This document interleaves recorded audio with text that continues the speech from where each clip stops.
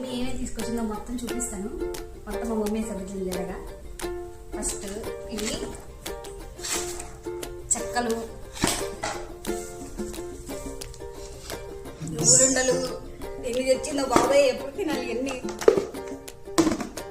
పాలు మా మమ్మీ చూడండి ఎందులో బయట పోసుకొచ్చింది పాలు. మా ఇంట్లో పెంచే ఆకుకూర ఏదో నాకు తెలియదు కానీ ఆకుకూర. పైనాపిల్స్, ఇంకేయో పచ్చడి తీసుకొచ్చింది. ఎండాకాలం అన్నీ పట్టేశారు. మునక్కాయ పచ్చడి, టమాటా పచ్చడి, టమాటా పచ్చడి,